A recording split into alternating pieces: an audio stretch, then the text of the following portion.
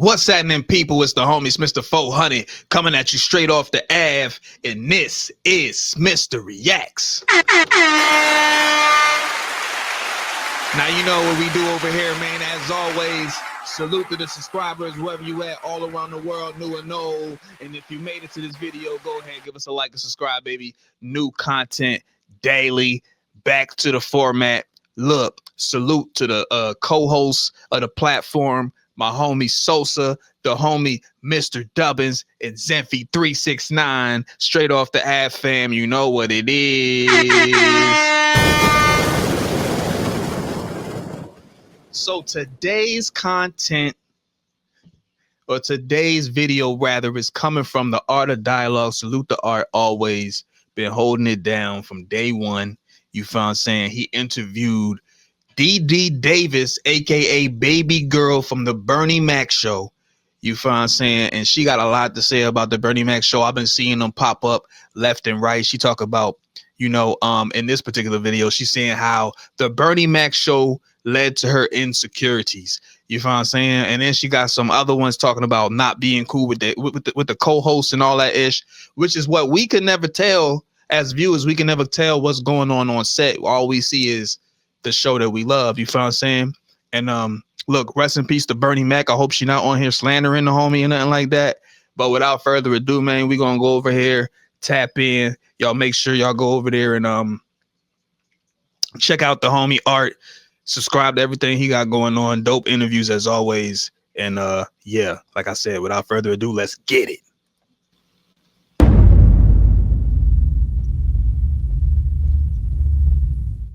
Dee Dee Davis, happy to have you. Finally made it happen. Got you on the platform. For the people that might not be familiar with you, let the people know who you are.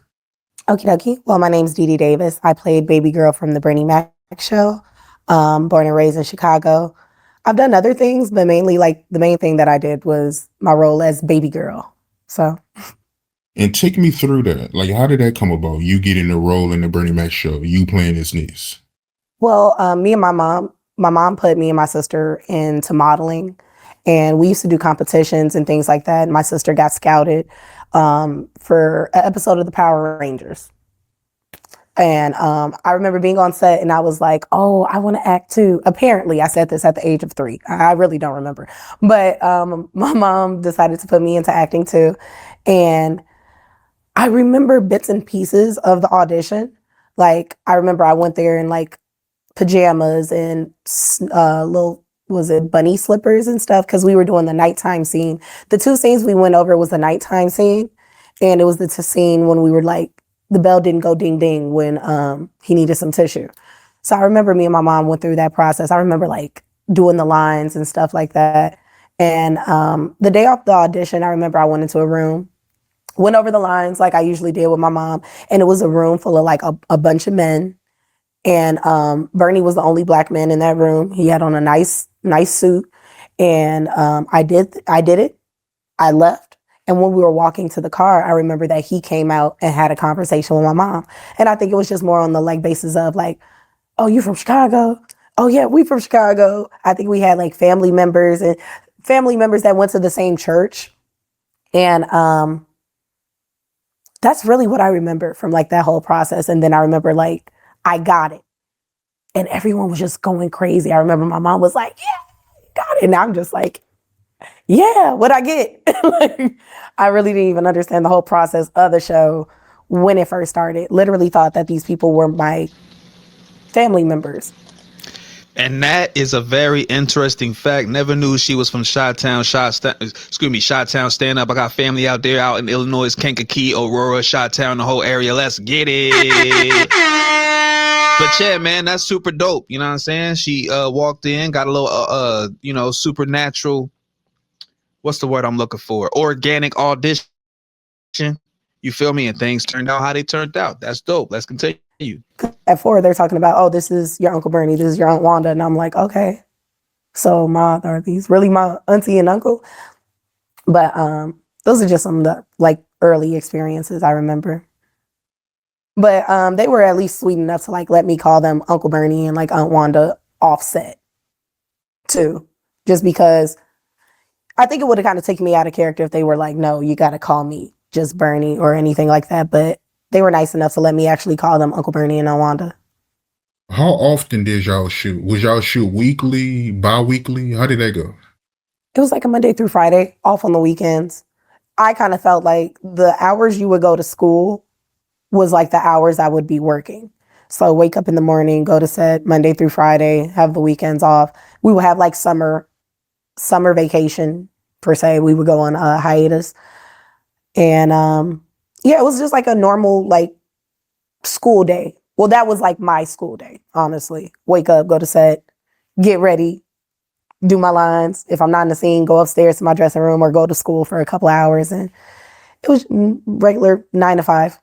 A 9 to 5 at 4 is crazy, by the way, but you know.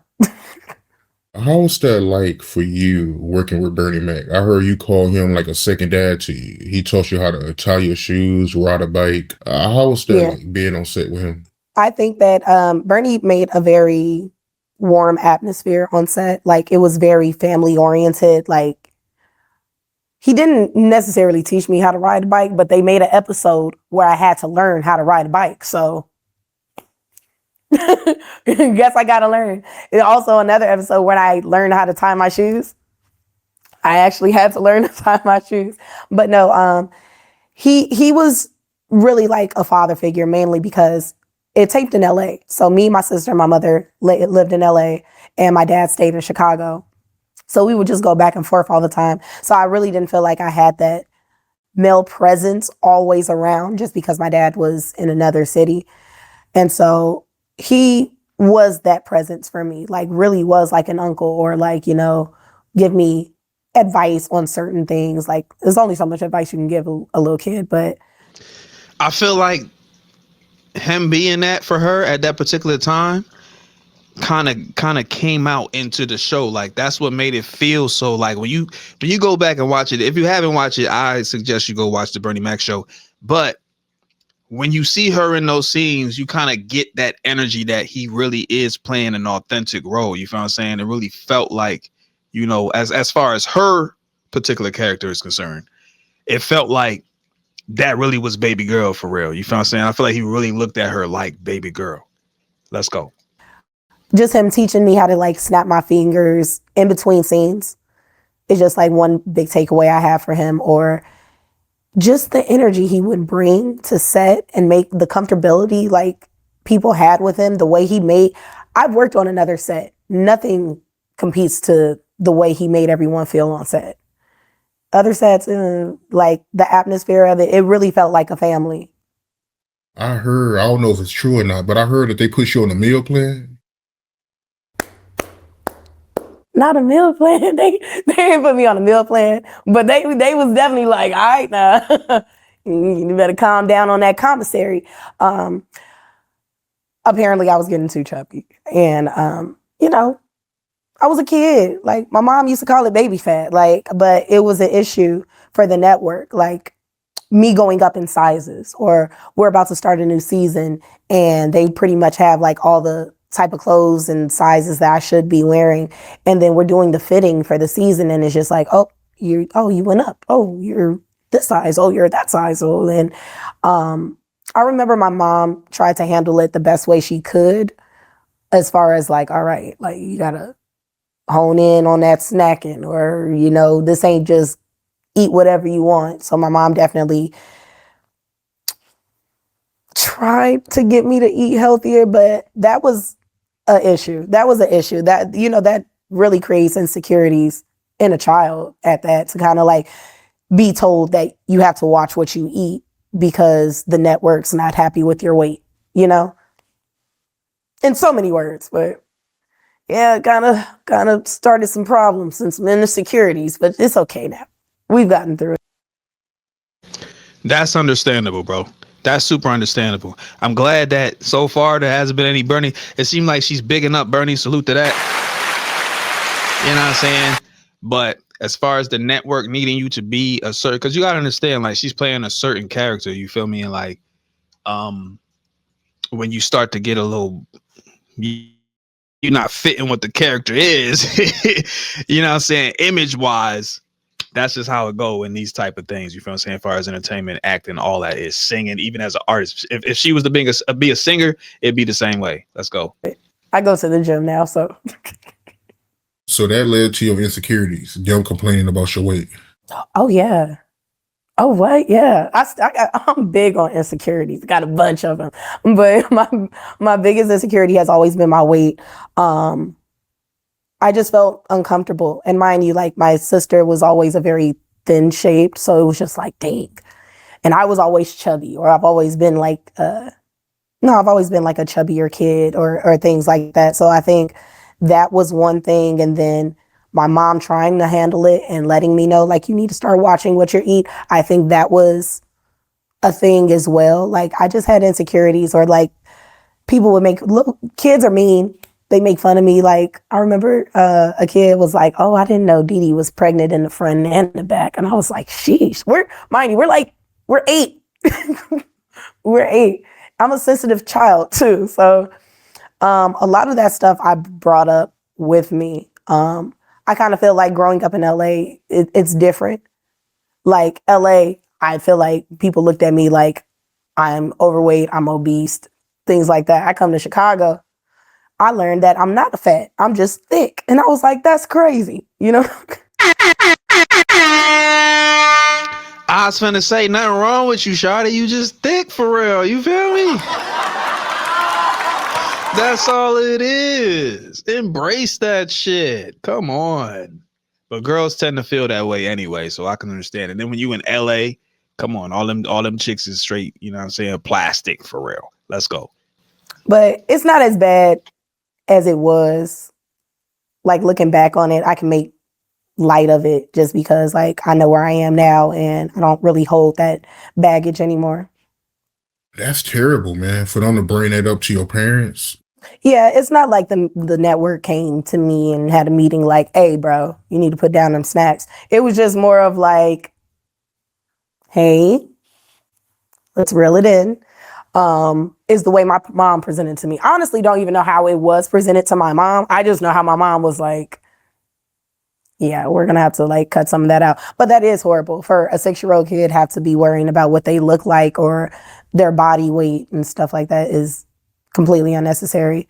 I think that also there's such a stigma when it came to acting. You have to look a certain way, you know, like I never felt like I was the black girl that they wanted. It would be like other auditions and I would go out for other things. And I just never felt like they wanted my type of little black girl. Like me and my sister would make it a point that we would not go out on auditions that would be like all ethnicity because they would never pick us. We would just get looked over and it would just end up being a waste of time to the point like, and also you have to understand like as a kid hearing those repetitive no's, it's hard. Or going for an audition and not getting a call back or like going to another audition the next week and seeing that they're doing callbacks for the audition you went on last week and you're just kind of like, dang. So they didn't like me or like it makes you internalize a couple of things. But I just never felt like they liked me, you know? They always picked, and I mean, no offense to the networks, but if you look back on it, like they always picked black girls that look mixed or, you know, that have the natural, like really nice curly hair, the fair skin. I mean, I'm caramel, but they was the light skin broads. They was picking other people. They wasn't looking for me. I think once the Bernie Mac show was... Bruh, and that was a thing. That definitely was a thing, because you think back to like even shows like Martin. Gina being the main character, like Pam wasn't bad. Like, then they had the episode where Martin was dreaming of Pam and ish like that, because he knew she was bad type ish. So yeah, like back in the 90s, it was a thing as far as being light-skinned, even light-skinned dudes. Like being light-skinned was in, you feel me? That's just how it was. In those times, early 2000s, late 90s, like that's how it was. I was just tired. Like I get these no's. Mind you, the network I was working with didn't really like my weight, and it was just kind of like I wanted a break. I just kind of wanted a break from the whole acting life in general. Yeah, like I said, all those repetitive no's just kind of gets under your skin and just kind of like, well, why didn't they like me? What could I've done differently? Or things like that. Or there was some auditions that I didn't get, and I seen like the girl that they end up choosing. And I was just like, okay, well, then it becomes like I'm comparing myself to like, what does she bring to the table? Maybe they didn't like the way I said this, or maybe they don't like the way I look. Maybe, you know, it just, I think, and mind you, I'm like 10 at this point. So I shouldn't be thinking like that at 10 years old, or like, what's wrong with me? Why did they pick her over me? And like, then I also feel like that creates like jealousy and hatred towards other people. Cause now I'm mad because you took my role and now I don't like you. So I just think that was too much for a kid, honestly, to be going through all that.